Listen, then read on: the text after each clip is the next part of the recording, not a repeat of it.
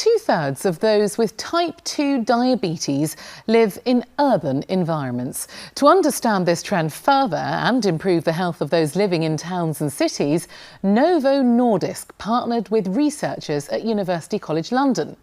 Sarah Lockett went to Leicester to find out how this joint programme, collaborating with research communities across the globe, is dedicated to tackling urban diabetes.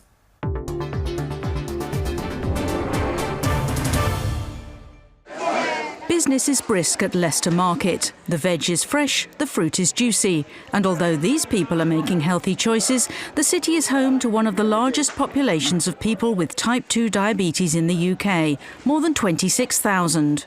There's plenty of healthy eating to be had here in Leicester, but the city still has a high rate of diabetes. Nearly 9% of the population has it, compared to a national average of 6.4%. We know that there's no magic silver bullet to overcome the prevalence of diabetes and the challenge that we face with urban diabetes. So what we really need is to ensure that the entire community comes together and uses their strengths and their capabilities to come together to tackle it from all points of view. At this park nearby, it's time for a workout, and installing green gyms like this is just one of the positive changes Leicester is making, along with running diabetes awareness events and other measures. And everyone seems to know someone with the disease.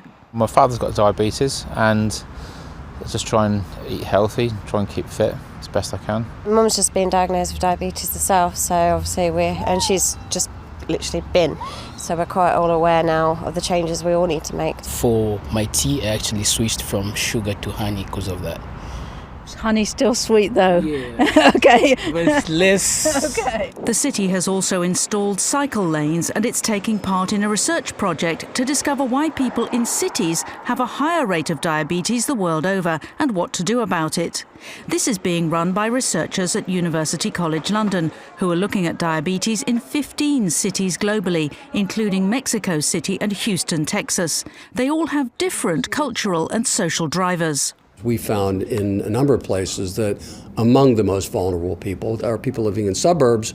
If you take Houston as an example, less than 1% of people living in Houston walk to work, less than 1%.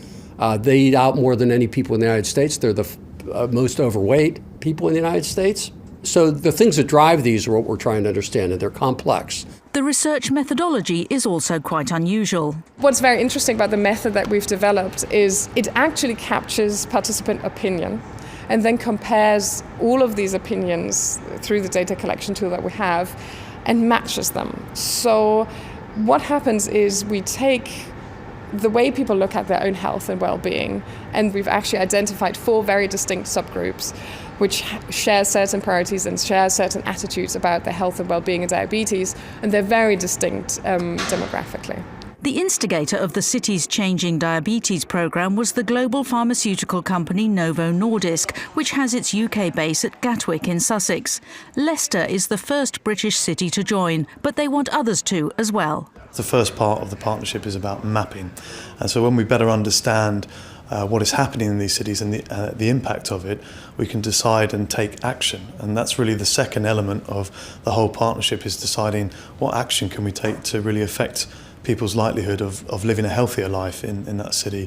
And the last element of all of that is to make sure this is shared, and that's why it's a global programme. Back in Leicester, they know a partnership approach is key. The City Council, based in City Hall, is involved, along with the Clinical Commissioning Group and others, which include Leicester Tigers Rugby Club and the world-renowned Leicester Diabetes Centre, all pulling together to defuse a ticking time bomb. If you look at, for example, Mexico, diabetes-related comorbidities will bankrupt Mexico by 2035, bankrupt the healthcare system. That's how bad it is. So we don't have time to do a 10-year study and report on that and then see if somebody up the chain picks it up and does something about it.